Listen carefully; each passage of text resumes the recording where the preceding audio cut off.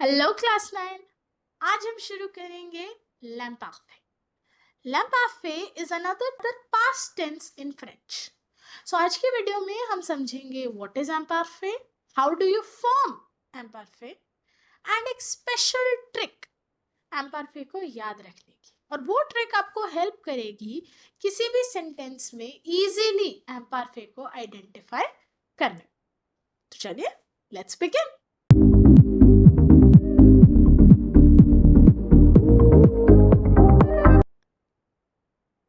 होता क्या है l'imparfait? l'imparfait और द imperfect टेंस उसको यूज किया जाता है डिनोट करने के लिए किसी भी इनकम्प्लीट या ongoing action of the past, या फिर किसी चीज को लेकर पास्ट में हम कैसा फील करते थे वो चीज बताने के लिए हम यूज करेंगे l'imparfait। ज्यादातर अगर आप इन सेंटेंसेस को इंग्लिश में ट्रांसलेट करो तो या तो आपको मिलता है was were या फिर used to would, कुछ इस तरह की ट्रांसलेशन आती है आपकी इन इंग्लिश उन सेंटेंसेस की जहां फ्रेंच में imparfait यूज होता है। तो इससे पहले फॉर्मेशन सिखाओ, पहले कुछ एग्जांपल्स देखते हैं imparfait के। Quand il est rentré à la maison, sa fille faisait son devoir. So when he returned home, his daughter was doing her homework. So it is like an ongoing action of the past में चल रही कोई चीज जिसको आपने imperfait के through present किया। एक और example, nous allions au jardin tous les soirs.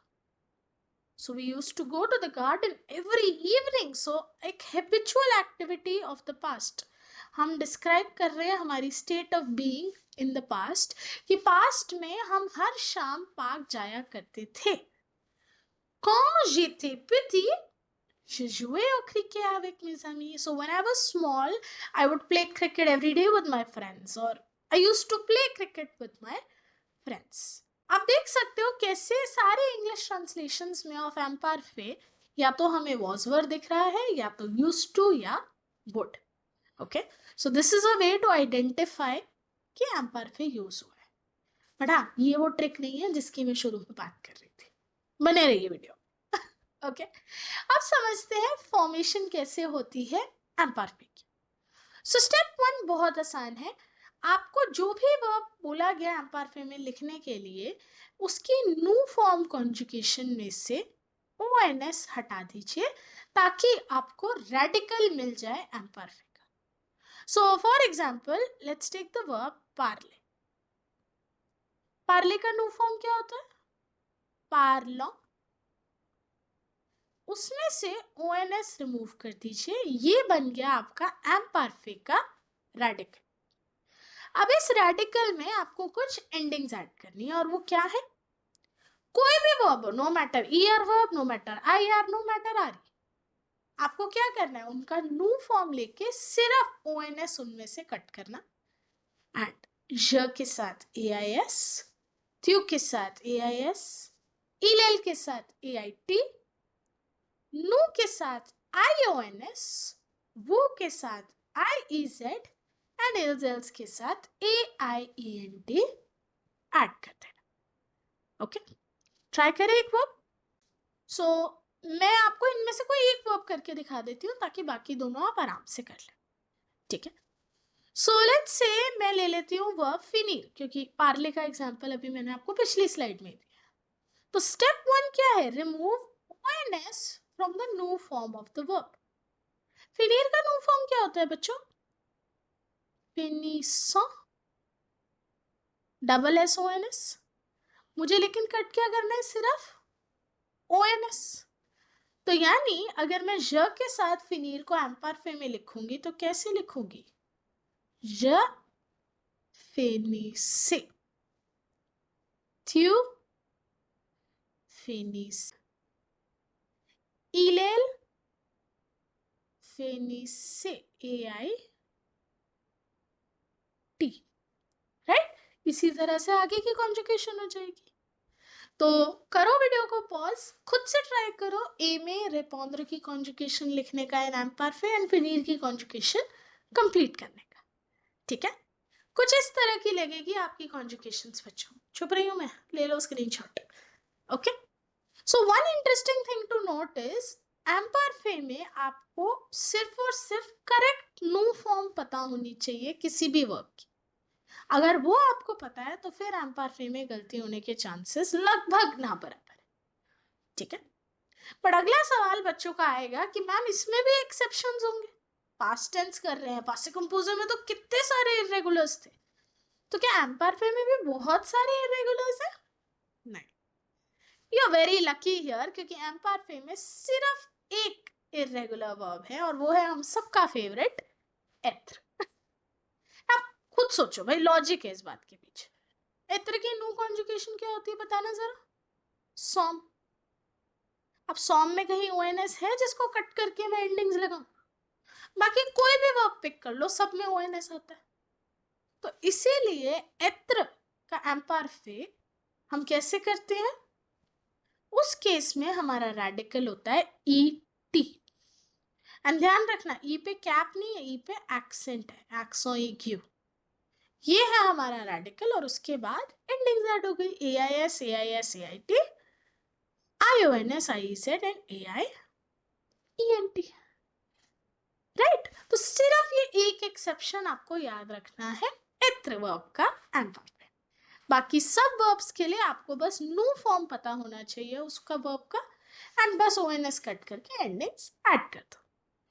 आप कहाँ कहाँ यूज हो सकता है एम्परफे? एम्परफे यूज हो सकता है पास्ट की कोई हैबिट बताने के, जैसे in my childhood I used to play cricket in the park every day. अपनी फीलिंग्स बताने के लिए, pendant la film je ne me sentais pas bien, so film देखते वक्त मुझे अच्छा नहीं लग रहा था, उस वक्त कैसा फील हो रहा था, अच्छा नहीं लग रहा था, तो यू यूज्ड एम्परफे। Again for describing something, like अपनी हेल्थ डिस्क्राइब कर रहे हो आप पास्ट में, मैनुअल से सोंती माला दोनों माता, सो सुबह के वक्त मैनुअल को सिक फील हो रहा था, तो it is a feeling, right? Feeling के लिए हम एम्परफे यूज करते हैं। वेदर डिस्क्राइब करने के लिए इन द पास्ट, कल कैसा मौसम था, ईयर इल प्लवे, it was raining. Okay, past की एज या टाइम रेफरेंस देने के लिए, ये बताने के लिए कि जब आप 9 साल के थे क्या करते थे, या कल 3 बजे आप क्या कर रहे थे। तो जब भी एज या टाइम आएगा in the past, past tense reference में हम यूज करेंगे एम्परफे। लाइक quand j'avais 5 ans, when I was 5 years old, I used to get up at 8 in the morning। ठीक है, तो ऑल्दो अभी आप सोचोगे कि मैम इतना डिटेल में क्यों बता रहे हो, कहाँ एम्परफे यूज होता है, बट बच्चों जब मिक्स टेंस का क्वेश्चन आता है या ग्रेड 9 में पासे कंपोजिव वर्सेस एम्परफे का क्वेश्चन आता है, उस टाइम यही सब चीजें आपको हेल्प करती हैं आइडेंटिफाई करने में कि वहां एम्परफे आएगा या नहीं।